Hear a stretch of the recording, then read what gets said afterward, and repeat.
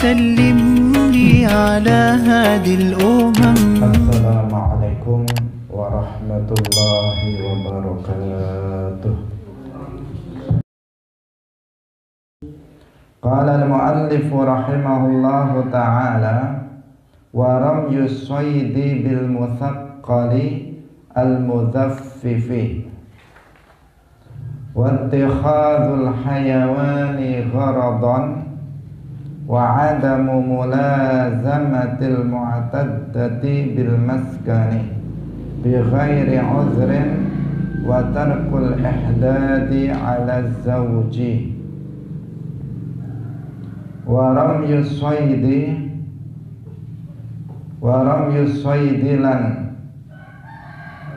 balang binatang buruan bil musaqqali kelawan perkara kang mateni sebab abote al muzaffifi kang nyepetaken mati.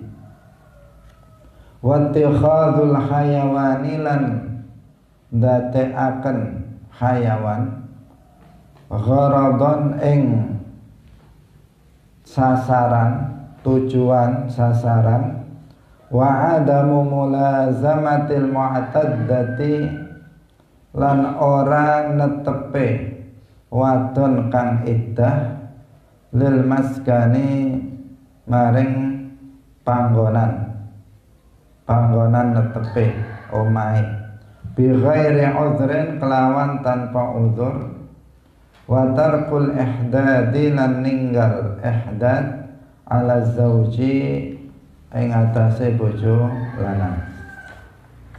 Wa tanjisul masjidi lan najisi masjid wa taqdziruhu lan ngregeti masjid walau bitahirin lan senajan iku kelawan barang kang suci. Hadirin hadirat pemirsa Madu TV yang dirahmati oleh Allah Subhanahu wa ta'ala, termasuk dosa badan adalah ramyus soydi bil muthaqqalil muzaffif, yaitu melempar binatang buruan dengan sesuatu yang muthaqqal dan muzaffif. Muthaqqal itu bagaimana? Yang dimaksud dengan muthaqqal yaitu sesuatu yang bisa membunuh dengan sebab beratnya badan tersebut. Misalnya dilempar dengan batu yang sangat besar. Nah, batu yang sangat besar ini kan bisa membunuh karena besarnya batu tersebut. Kemudian al-muzaffif itu artinya sesuatu yang mempercepat hilangnya ruh. Jadi mempercepat hilangnya ruh. Dia tidak besar, tetapi dia bisa, karena kecepatannya maka dia bisa membunuh. Mempercepat hilangnya ruh. Ini namanya al-muzaffif. Melempar binatang buruan dengan alat yang semacam itu, dengan benda yang semacam itu, maka binatang buruannya itu menjadi tidak halal untuk dimakan. Tak boleh dimakan karena akan menjadi bangkai, tidak halal untuk dimakan. Jadi misalnya ada ayam dibunuh dengan cara diantem dengan dilempar dengan batu yang besar, sehingga sekali kena langsung kelepek langsung mati misalnya. Ini apa? Ini bangkai, tidak halal untuk dimakan. Termasuk yang jadi penting untuk kita ketahui, binatang buruan yang dibunuh dengan senapan, dengan tembak itu. Yang tembak itu kan pelurunya biasanya kan bulat, pelurunya itu bulat, bukan tajam, tetapi pelurunya bulat. Nah, yang ketika ditembakkan karena kecepatannya, maka peluru ini bisa membunuh binatang tersebut. Jadi seandainya ini ngenaknya itu tidak karena kecepatannya, itu kan nggak bisa membunuh. Kalau misalnya cuma dilempar, pelurunya dilempar ke badannya, itu nggak akan membunuh. Tetapi karena kecepatannya melesat, sehingga ini bisa membunuh.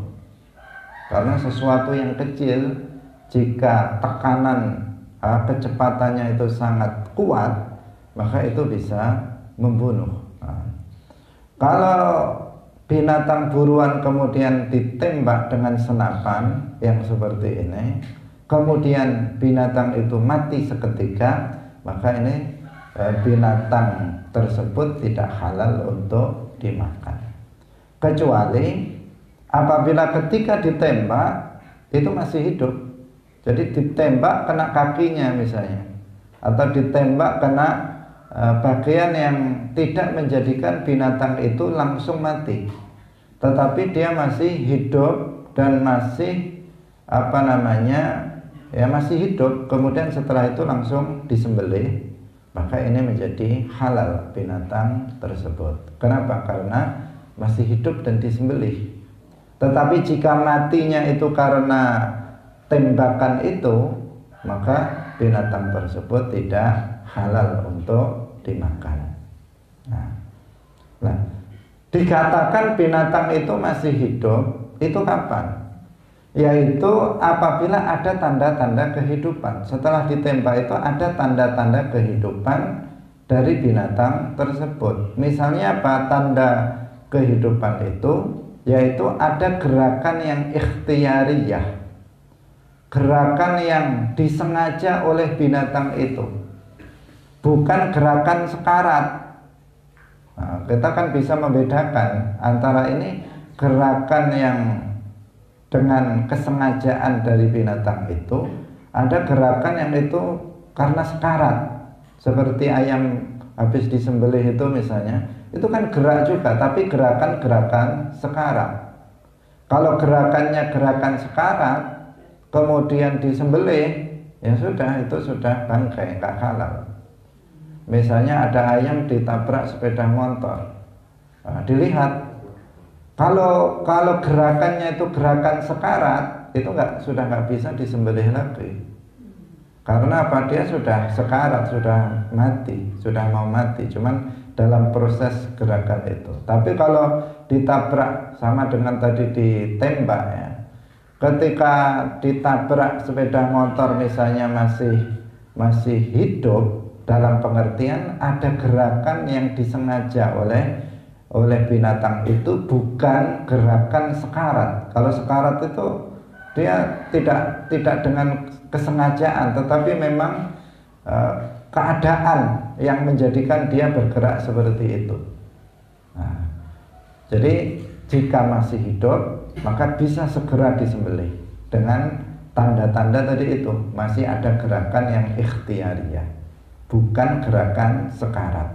Jika dia mengalami gerakan, dia bergerak-gerak tetapi gerakan sekarat, meskipun kemudian disembelih, tetap binatang itu hukumnya haram untuk dimakan. Nah, karena terkadang yang sering terjadi seperti itu. Jadi ada ayam ketabrak sepeda motor, sudah sekarat disembelih, atau terkadang sudah mati disembelih, eman-eman, ayamnya besar sekali misalnya. Kalau eman-eman dagingnya langsung disembelih, nah ini apa? Ini tidak benar, tetap menjadi bangkai yang seperti itu. Nah, tapi kalau gerakannya itu masih gerakan hidup, bukan gerakan sekarat, maka di sini masih bisa untuk disembelih dan masih halal untuk dimakan. Hadirin pemirsa Madu TV yang dirahmati oleh Allah Subhanahu wa Ta'ala, binatang yang bisa untuk dipegang, untuk bisa ditangkap, meskipun binatang itu adalah binatang liar, Maka agar sembelihannya itu halal, maka harus memenuhi beberapa syarat. Ini kita berbicara tentang masalah sembelihan. Nah, jadi ada binatang, misalnya ayam, misalnya kambing, misalnya sapi. Nah, binatang itu kan bisa dipegang, bukan binatang yang liar sama sekali. Bahkan kalaupun liar, tetapi masih bisa ditangkap, masih mungkin untuk ditangkap, maka di sini harus disembelih secara normal. Nah, bagaimana ketentuan-ketentuan penyembelihannya yang dianggap dengan penyembelihan secara normal itu? Yang pertama, yang menyembelih harus seorang muslim atau ahlul kitab. Ahlul kitab itu Yahudi dan Nasrani. Tetapi dalam mazhab Syafi'i tidak semua Yahudi dan Nasrani yang halal sembelihannya. Tetapi Yahudi dan Nasrani yang memiliki nasab bersambung Yahudi Nasrani sampai pada masa Rasulullah Shallallahu Alaihi Wasallam. Nah, ini yang pertama. Kalau yang menyembelihnya itu orang murtad, ya nggak sah. Kalau yang menyembelihnya itu orang bukan Muslim, maka bukan Muslim, bukan ahlul kitab yang tadi kita sebut, maka tidak sah sembelihannya. Yang kedua, harus memotong mari dan hulkum. Hulkum dan mari. Nah, hulkum itu apa? Hulkum itu adalah jalan nafas. Dari di leher binatang, juga manusia, itu ada dua saluran. Ada saluran nafas dan ada saluran makan. Nah, yang harus terputus adalah keduanya. Hulkum, yang pertama namanya hulkum, itu jalan nafas. Yang kedua mari, itu adalah jalan makanan dan minuman. Jadi dua jalan ini harus terputus dalam menyembelih binatang. Kalau salah satunya saja yang terputus meskipun kemudian mati, maka ini tidak halal. Atau sebaliknya, misalnya jalan nafasnya saja yang terputus, jalan makannya tidak, atau jalan makannya yang terputus, jalan nafasnya tidak, maka ini tidak mencukupi. Apalagi kedua-duanya tidak terputus, hanya hanya ditusuk saja misalnya dengan pisau sehingga tidak terputus mari dan hulkumnya, jalan nafas dan jalan makannya, maka di sini jika tidak terputus, maka binatang itu menjadi bangkai, tidak halal untuk dimakan. Kemudian yang berikutnya yang tadi sudah kita jelaskan, ketentuannya binatang tersebut harus masih hidup. Ketika disembelih itu harus masih hidup.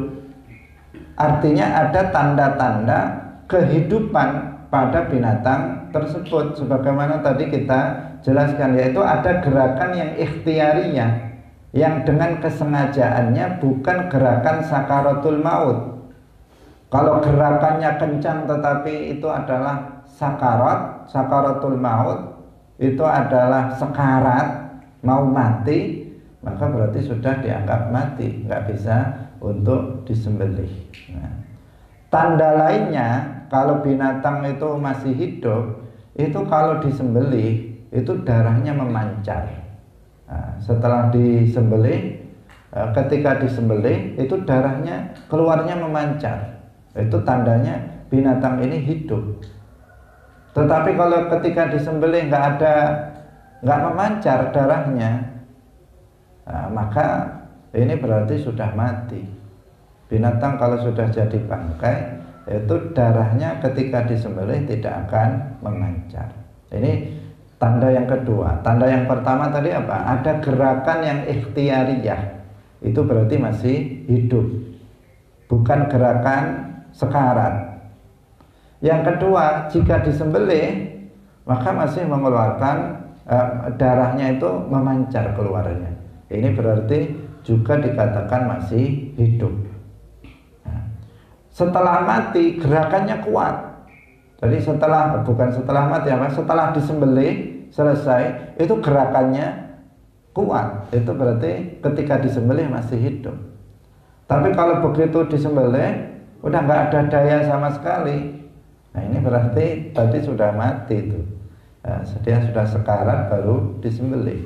Ini tanda bahwa binatang itu masih hidup ketika disembelih. Hadirin pemirsa yang dirahmati oleh Allah, kemudian dalam menyembelih ini harus menggunakan alat menyembelih yang tajam. Menggunakan alat sembelih yang tajam. Kalau tadi kita katakan misalnya pakai batu, itu kan nggak tajam. Batu yang nggak tajam, maksudnya batu yang bulat misalnya, kemudian dipakai ketapel misalnya, dengan kecepatannya kemudian mati binatang itu. Ini nggak bisa, tidak bisa. Atau misalnya binatang itu langsung pakai batu, maka juga nggak bisa. Karena itu bukan alat penyembelih yang tajam. Nah, bisa dari besi, atau bisa dari misalnya bambu dan semacamnya. Pokoknya harus tajam. Nah, yang tidak boleh itu menyembelih dengan kuku dan tulang. Meskipun kuku itu misalnya tajam, nggak bisa dengan kuku. Juga nggak bisa dengan tulang. Itu dalam hal alat untuk menyembelihnya. Nah, ketentuan ini adalah ketentuan menyembelih yang normal. Nah, penyembelihan yang normal harus dilakukan manakala binatang itu memang bisa untuk ditangkap. Nah, bisa ditangkap. Tetapi apabila nggak bisa ditangkap karena sesuatu hal nggak bisa, tidak memungkinkan untuk bisa ditangkap binatang tersebut, maka di sini disembelih tidak harus pada lehernya. Nah, tidak harus pada lehernya, tetapi di mana tempat selain leher yang memungkinkan dan bisa untuk membunuh binatang tersebut, untuk menyembelih binatang tersebut. Hadirin rahimakumullah. Kemudian berikutnya, wattikhadul hayawani gharadhan, yaitu menjadikan binatang itu sebagai sasaran dalam latihan memanah atau semisalnya, latihan nembak, latihan memanah. Nah, yang dijadikan sasaran itu adalah binatang. Biasanya kan ada alat khusus, misalnya kertas atau semacamnya, atau tumbuh-tumbuhan atau tebok misalnya, itu dijadikan sebagai sasaran, itu nggak masalah. Yang nggak boleh itu menjadikan binatang hidup sebagai sasaran latihan. Misalnya latihan nembak, udah ayamnya dilepaskan kemudian ditembak dari jauh. Nah, sebagai cuman sasaran latihan, atau binatang-binatang yang lainnya. Nah, yang seperti ini nggak diperbolehkan. Ini perbuatan yang dosa. Dosa memperlakukan binatang seperti itu hanya sebagai uji coba dan sebagai sasaran untuk latihan memanah ataupun latihan menembak. Belajar memanah itu memang sesuatu yang baik, ya. Tetapi tidak boleh dengan cara yang tadi kita sebut, yaitu menjadikan binatang sebagai sasaran dari panahnya atau dari tembakannya. Nah, itu tidak diperkenankan. Hukum ini berlaku meskipun binatang sasarannya itu adalah binatang yang sunnah untuk dibunuh. Binatang yang sunnah dibunuh itu seperti ular, seperti tikus. Tikus itu sunnah jika dibunuh. Nah, meskipun begitu, nggak boleh tikus hidup itu dijadikan sebagai sasaran memanah atau sasaran menembak dalam latihan, itu nggak boleh. Artinya kalau mau membunuh tikus itu bukan caranya seperti itu, tetapi kemarin sudah kita jelaskan, misalnya langsung kita bunuh dengan sekali bunuh, sekali bunuh yang bisa langsung membunuh binatang tersebut. Hadirin yang dirahmati oleh Allah Subhanahu wa ta'ala, ini biasanya dilakukan oleh para pemuda hanya sekedar sebagai kepuasan saja, atau sekedar untuk main-main saja, atau sekedar untuk biar mendapatkan objek sasaran tembak atau sasaran memanah yang bergerak. Karena kalau sasarannya itu sasaran diam, itu mungkin lebih mudah. Tetapi jika sasarannya itu bergerak, maka itu mungkin akan lebih menantang, sehingga kemudian cari binatang yang gerak untuk kemudian dijadikan sebagai sasaran dalam menembak. Ini tidak diperbolehkan, haram, termasuk dosa badan. Yang berikutnya, wa adamu mulazamatil mu'taddati lil maskani bi ghairi udhrin. Dosa badan berikutnya adalah tidak menetapnya seorang perempuan yang sedang dalam iddah di tempat tinggalnya tanpa ada uzur. Jadi perempuan yang dalam masa iddah, masa iddah itu adalah masa menunggu. Ini ada iddah mutallaqah, ada iddah yang mutawaffa anha. Ada iddah perempuan yang ditinggal mati oleh suaminya, ada iddah perempuan yang ditolak oleh suaminya. Kalau seorang perempuan itu ditinggal mati suaminya, dia masih dalam keadaan subur, misalnya dia masih subur, dia masih haid, belum menopause, maka iddahnya adalah 3 kali suci. 3 kali suci, salah satu quru, 3 kali suci. Jadi suci, haid, suci, haid, suci. Begitu habisnya suci yang ketiga, itu baru habis iddahnya. Nah, ini iddah yang harus ketika seseorang itu dalam masa iddah, maka dia tidak diperkenankan untuk untuk menginap di rumah orang lain. Kalau dia keluar rumah itu boleh, misalnya ke pasar, ke toko misalnya, itu diperbolehkan, bukan nggak diperbolehkan sama sekali. Karena ada yang memahaminya bahwa perempuan itu sama sekali nggak boleh keluar ketika ditinggal mati suaminya misalnya, atau ditalak suaminya. Nah, yang benar adalah boleh dia kalau ingin mendapatkan kebutuhannya untuk makan, boleh dia keluar untuk ke toko atau ke pasar yang dekat, itu diperbolehkan. Nah, tetap atau dia mau ke rumah tetangganya, itu diperbolehkan. Yang nggak boleh itu adalah dia nginepnya di rumah orang lain. Jadi dia harus nginap di rumah dia sendiri. Kalaupun dia misalnya siang dia ke rumah tetangganya, ketika malam dia harus pulang dan tidur di rumahnya, tidak boleh di tempat orang lain. Nah, ini dikatakan apa? Jika tanpa uzur. Jika dengan uzur maka ya tidak masalah. Misalnya rumahnya kebakaran, ya nggak ada rumah lagi, yang dia harus tidur di rumah orang lain, itu namanya uzur. Kalau yang seperti itu maka tidak masalah. Hadirin rahimakumullah. Kemudian yang berikutnya adalah tentang ihdad. Ihdad ini juga hukumnya wajib. Ihdad itu beda dengan dengan mu'taddah meskipun dekat. Karena kalau ihdad itu khusus hanya ketika seorang perempuan ditinggal mati oleh suaminya, itu ada ihdad. Kalau iddah bisa setelah ditalak atau bisa juga setelah ditinggal mati oleh suaminya. Nah, ihdad itu apa?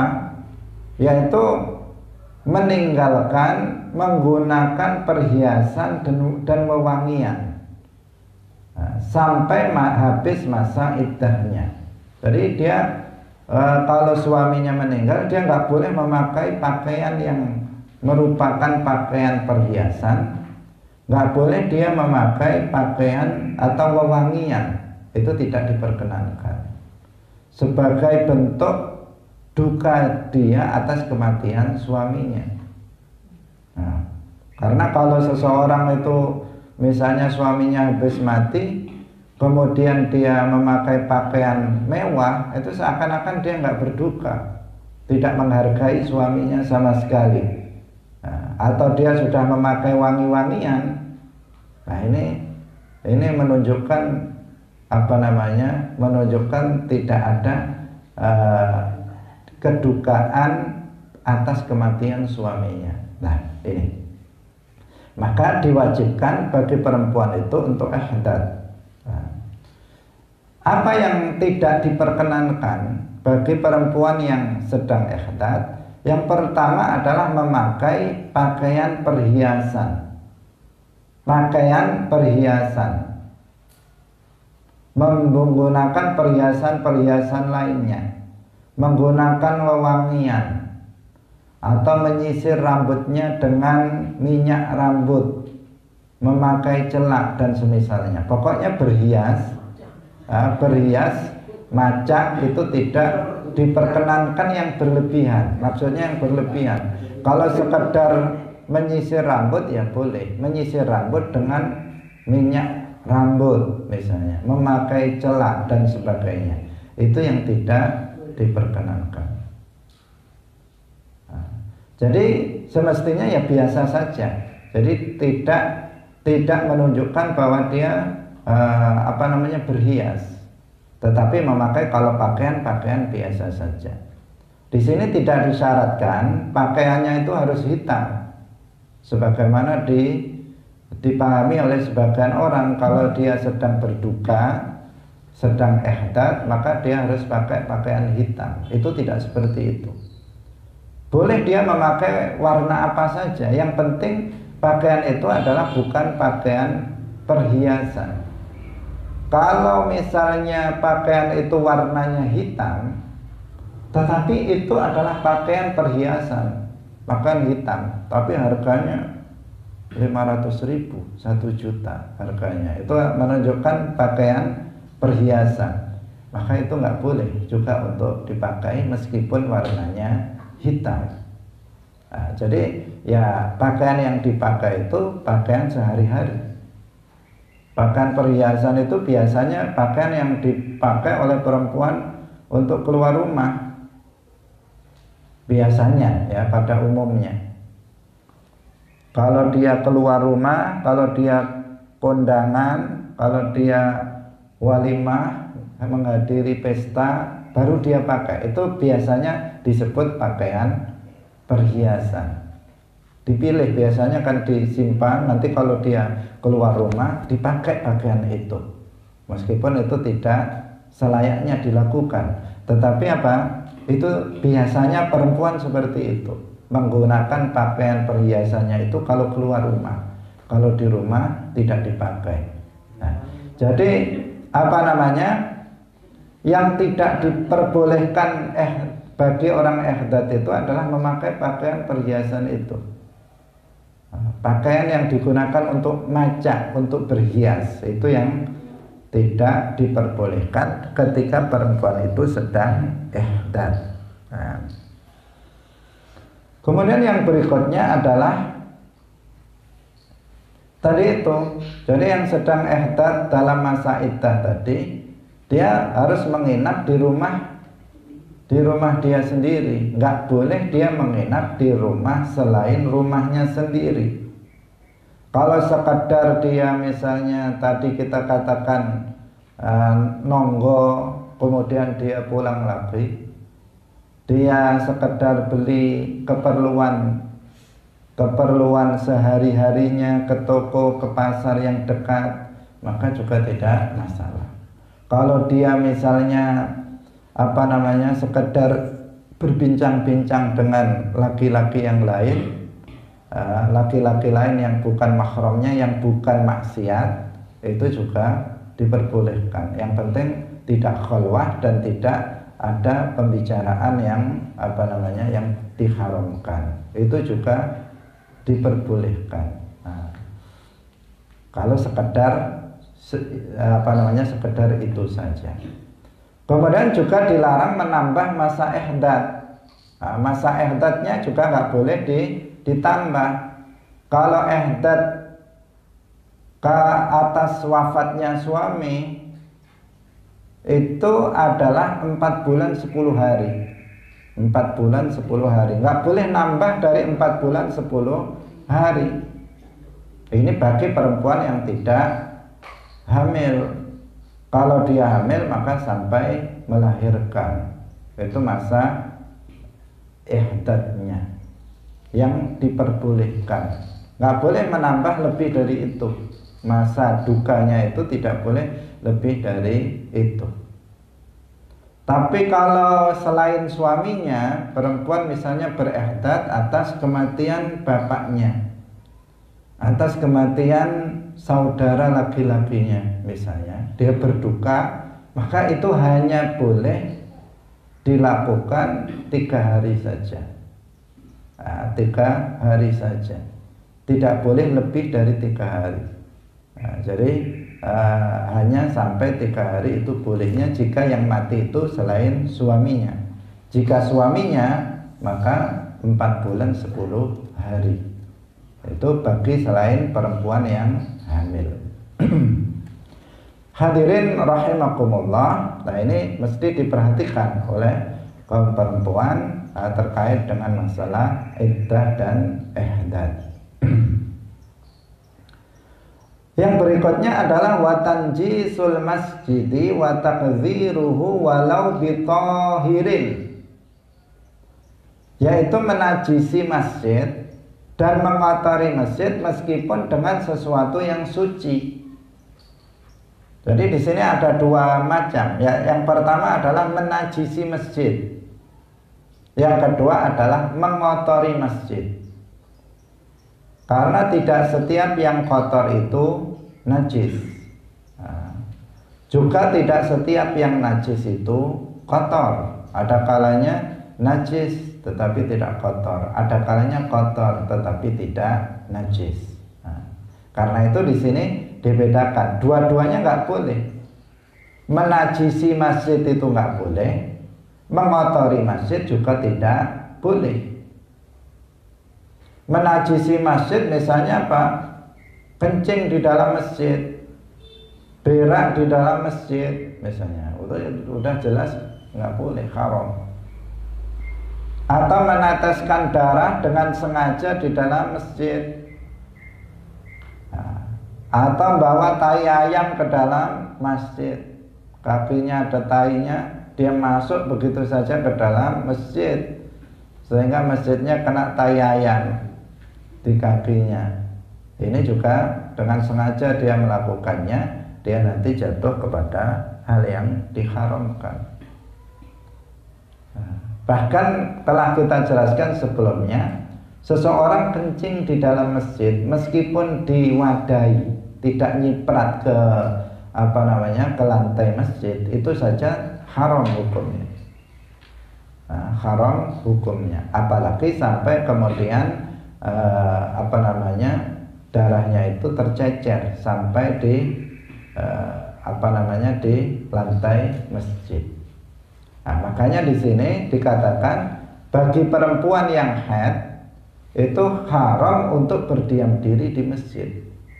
Karena dikhawatirkan ada najis, yaitu darah yang bisa kena lantai masjid. Bahkan itu meskipun nggak takut, ya, nggak khawatir nggak khawatir akan menetes darahnya ke lantai masjid, itu tetap diharamkan. Kalau berdiam diri, dia duduk di situ di dalam masjid padahal dia sedang haid, itu tidak diperbolehkan, diharamkan. Nah, kalau berjalan dari satu pintu ke pintu berikutnya, hanya menyeberang saja, nah, ini dibagi, hukumnya dirinci. Jika dikhawatirkan darah itu akan menetes ke lantai masjid, maka hukumnya tetap haram. Tetapi jika tidak dikhawatirkan akan menetes ke lantai masjid, sekedar berjalan saja, maka tidak diharamkan. Tapi maksudnya apa? Bukan bolak-balik. Jadi misalnya ini masjid, nah, di sana ada pintu, di sana ada pintu. Kemudian perempuan yang haid itu berjalan dari sana, keluar, masuknya dari pintu sana, keluar dari pintu sana. Itu diperbolehkan apabila tidak dikhawatirkan ada darah yang menetes. Tetapi jika dikhawatirkan ada darah yang menetes, sekedar nyebrang itu saja sudah diharamkan. Itu rinciannya. Jadi sekali lagi kita ulangi, kalau dia itu menetap dalam masjid, dia duduk di masjid, misalnya menetap di masjid, maka itu haram. Apakah dikhawatirkan akan meneteskan darah ke lantai masjid atau tidak, hukumnya sama, yaitu haram. Tetapi jika menyeberang dari pintu ke pintu yang lain, pintu kanan dengan pintu kiri, masuk di pintu kanan, keluar di pintu kiri, maka di sini hukumnya dirinci. Yang pertama, jika dikhawatirkan, jadi khawatir karena tidak menggunakan pengaman sehingga dikhawatirkan nanti ada darah yang menetes, maka haram hukumnya. Yang kedua, apabila tidak dikhawatirkan karena sudah aman, misalnya tidak dikhawatirkan akan menetes, maka di sini boleh dia sekedar menyeberang dari satu pintu ke pintu yang lain. Tapi kalau bolak-balik tetap nggak boleh. Dari pintu sana ke sana, balik lagi ke sana, balik lagi ke sana, balik lagi ke sana. Nah, meskipun tidak dikhawatirkan menetes, maka ini tetap hukumnya haram. Nah, jadi rincian hukumnya seperti itu. Nah, ini yang mesti juga penting untuk diperhatikan. Nah, pertanyaannya sekarang bagaimana dengan hukumnya bekam di dalam masjid? Bekam itu ya, bekam apa itu, cantuk dalam bahasa Jawanya. Itu kalau itu kan mengeluarkan darah. Nah, di sini hukumnya dirinci juga. Jika dia melakukan bekam di dalam masjid itu tidak menajisi masjid, jadi memang sudah dipersiapkan alat-alatnya sehingga tidak memungkinkan nanti akan menajisi masjid, maka diperbolehkan bekam di dalam masjid. Nah, selama apa tadi? Berarti selama tidak nanti menajisi masjid, maka bekam di dalam masjid itu diperbolehkan. Hadirin rahimakumullah. Kemudian yang berikutnya adalah wa takdziruhu walau bitahirin. Jadi ini karena masjid itu apa? Masjid itu adalah salah satu syiar Islam. Syiar Islam itu harus diagungkan. Syiar Allah di bumi ini. Sesuatu yang dalam Islam itu dikenal sebagai bagian dari Islam, maka wajib kita untuk mengagungkannya. Dalam Al-Quran disebutkan zalika wa man yu'azzim sya'airallahi fa innaha min taqwal qulub. Ya. Barang siapa yang mengagungkan syiar-syiar Allah, maka itu adalah bagian dari ketakwaan hati. Nah, syiar Allah itu diantaranya adalah masjid. Maka masjid ini harus diagungkan, harus dimuliakan. Kalau seseorang itu kemudian menajisi masjid, berarti dia tidak mengagungkan masjid, tidak memuliakan masjid. Kalau seseorang itu mengotori masjid, itu berarti juga tidak menghormati masjid. Harus dijaga kesuciannya. Nah, di sini. Nah, di antara dosa badan lagi mengotori masjid. Karena mengotori masjid termasuk apa? Tidak menghormati, tidak mengagungkan masjid. Nah, dengan sesuatu yang menjijikkan meskipun suci. Misalnya meludah di dalam masjid. Ludah ini kan suci. Meskipun sudah keluar itu suci. Nah, meskipun sudah keluar itu tetap masih suci. Tetapi apa? Menjijikkan. Nah, menurut ukuran normal itu menjijikkan. Kalau bahasa Jawanya itu gilani. Kalau orang meludah, jangankan di masjid, di rumah ini, di lantai misalnya ada ludah, itu menjijikkan. Nah, maka nggak boleh, tidak boleh seseorang meludah di dalam masjid. Nah, atau misalnya membuang ingus, sisi di dalam masjid. Nah, itu nggak boleh. Jadi kalau misalnya sedang pilek, sholat di masjid bagaimana? Dia membawa tisu, atau membawa kacu, sapu tangan untuk tempat tisunya itu, untuk tempat ingusnya itu. Bukan kemudian disisikan ke masjid. Nah, ini namanya mengotori masjid. Meskipun ingus itu hukumnya adalah suci, tetapi menjijikkan. Menjijikkan. Nah, jadi mengotori masjid jangan dilakukan. Jangan dilakukan meskipun dengan sesuatu yang suci.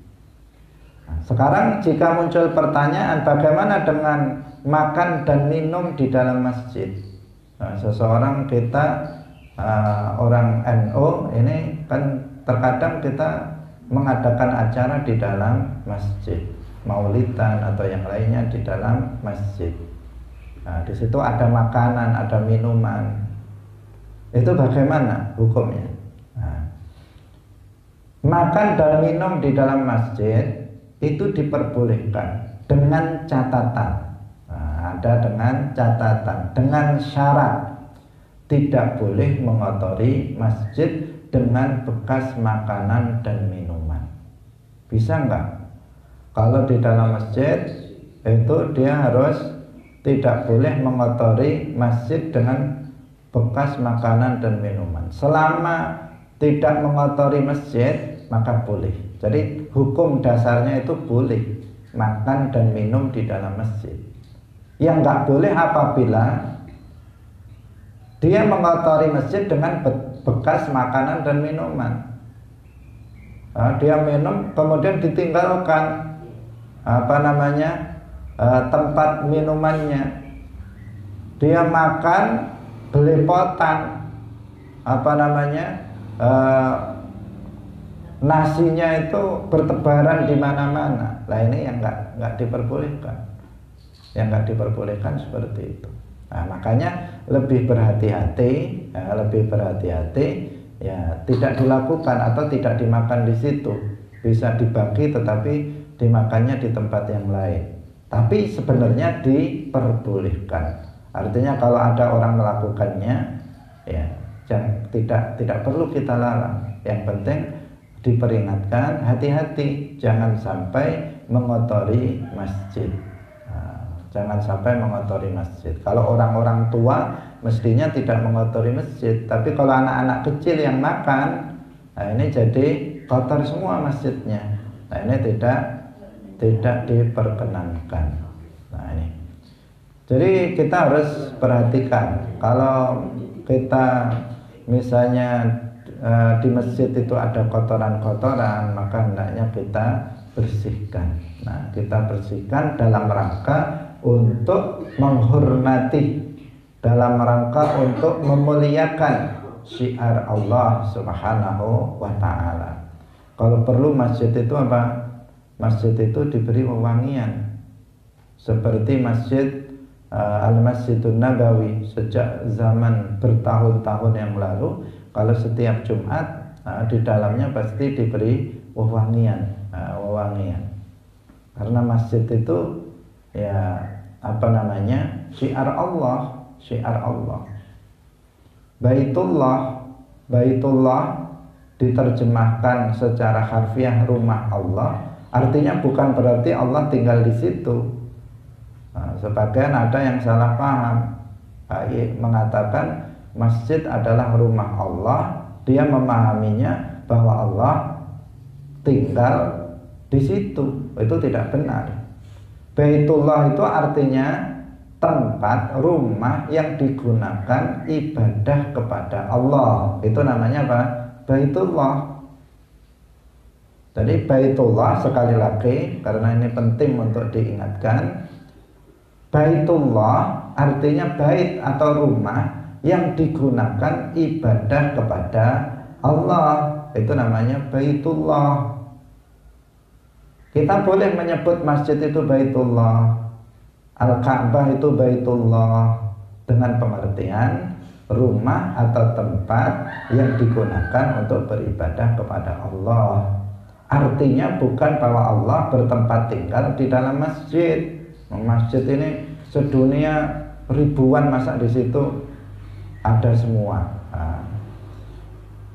Itu yang pertama. Yang kedua kan keyakinan Ahlus Sunnah wal Jamaah, yang ini merupakan prinsip dasar akidah aswaja, akidah Ahlus Sunnah wal Jamaah. Allah tidak serupa dengan makhluk.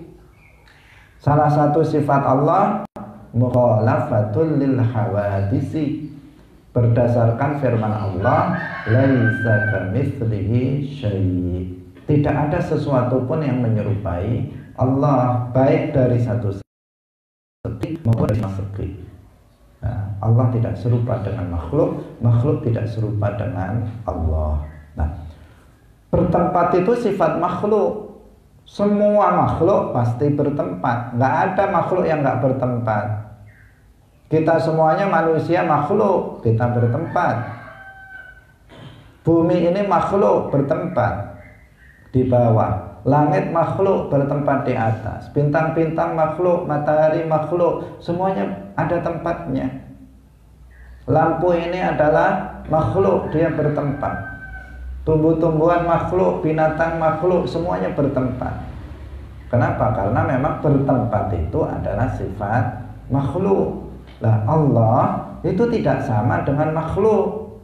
Jika makhluk itu bertempat, maka Allah itu ada tanpa tempat. Maujudun bila makan, wonten tanpa panggonan, tidak membutuhkan kepada tempat.